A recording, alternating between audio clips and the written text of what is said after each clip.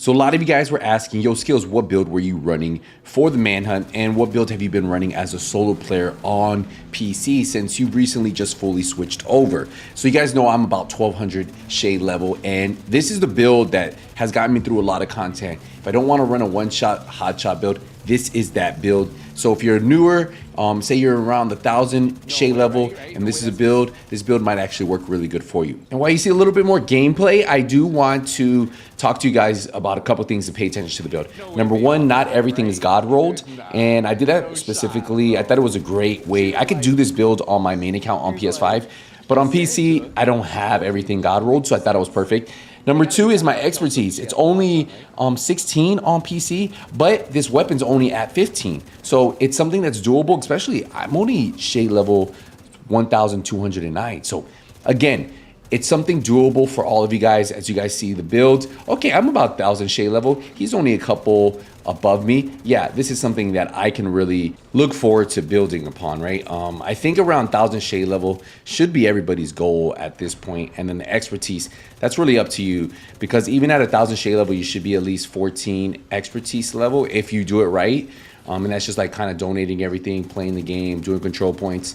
But yeah, I think this build is definitely something a lot of you guys can put together. The hardest part is really farming the St. Elmo's, get that in countdown, really farming the exotic backpack. Also, you can get that in countdown, and then the name holster, which you can do that in countdown too. So a lot of places you can farm all that stuff. But yeah, this is the build. I really want to get into it so that way you guys can see if it's something you guys want to put together. And some of you guys might already know what build this is if you're a veteran player who's been here a long time. But yeah, this is the build I use for completing the Manhunt, 3 directives on heroic, and pretty much cleared it out one-time run. I did die once, but I was at the checkpoint, and then I was able to clear it out. So, and it was a mistake on my part. But here we go. Let's get into it, guys. So for the weapon, I am running the St. Elmo's engine. Now, this has almost 95,000 total damage. It has 70 in the magazine. That's why I really like this one, especially for this build. I do have 15 expertise on, well, I have 16, but I have 15 expertise on this weapon, so not crazy, not unheard of. You remember 25 is max. Assault rifle, health damage, and damage to targets out of cover. If you go down here, obviously you know the reason I do like the St. Elmo's because the shock ammo that you do get, that will help stop some of those enemies pushing you when you get too many of them. Now, also it comes with 20% crit damage, 30 rounds, 20% weapon handling, and 20% crit chance. Now, I pair this up with the rock and roll. If you have a weapon that gives you some type of survivability, maybe if you get another weapon, maybe a regular ACS and then put preservation on there, or even run something like the mop, this could probably be a little bit more beneficial, just because yes, this helps stack everything, but if you get a kill, it'll give you a little bit more survivability. So that's really up to you. So we are running a 4-piece striker. We have 15% weapon handling, 15% rate of fire, and then Striker's Gamble, and that's why this build is so good. Now we have weapon damage on here, we have critical hit damage, and we have a critical hit damage mod. Now if you look right here, it says 1 stack per loss between 0 and 50 stacks, 2 stacks lost between 50 and 100 stacks. But weapon hits increase total weapon damage by 0.65%, stacking up to 100 times, which makes this so good and probably one of the highest, best DPS builds in the game. Now, I am running 1.5 million armor with 337,000 health. I honestly like 1.5 million armor, especially around the shade level that I'm at. For the chest, I am running the Striker Battlegroove chest, and you can see this reason why we're going with this one. What it's going to do is it's going to move Striker's Gamble stacks from 100 to 200. So that means I can stack up to 200 times. And actually, I think if you're fighting content that's very tanky, this works great. If you're fighting content that you just shred everything way too quick, it's not great. And you might want to put something like Obliterate Chest, but that's up to you.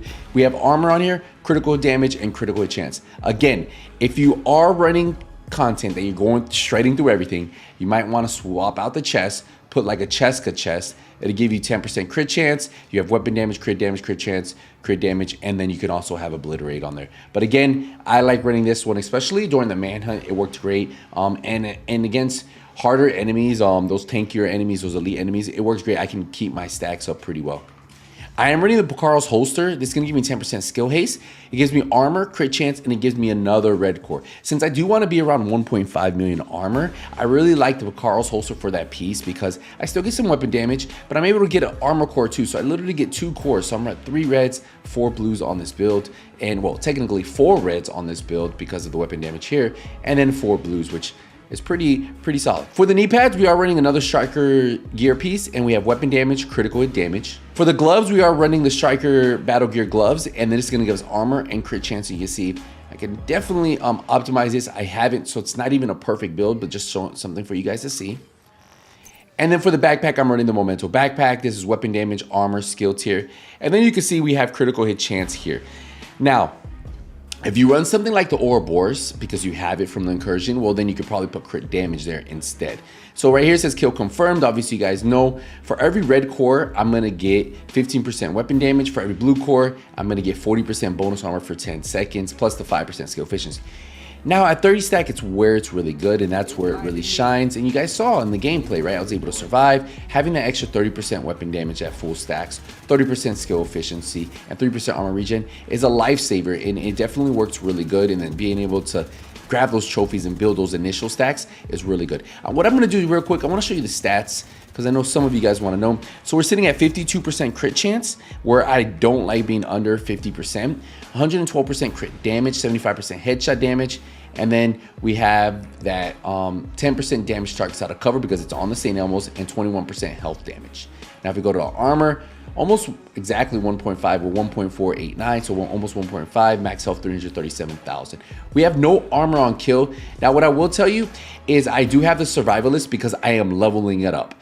Ideally, put the gunner class because it's going to give you that 10% armor on kill. So if you're looking for a build to really like push this build, gunner class is going to help you. It's going to give you that 10% armor on kill, which I love. But I had the survivalist, and that mainly was because I'm leveling up. A lot of the things I choose is because I am leveling up. So it's just something for you to keep in mind. But yeah, that's the build right there.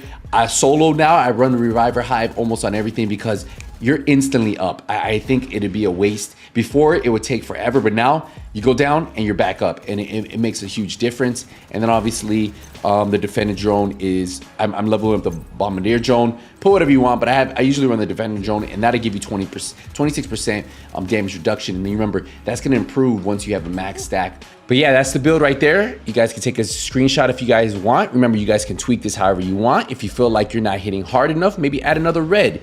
If you feel like you're not tanky enough, maybe try adding an extra blue. It's really up to you, but Strikers does a lot of things really well.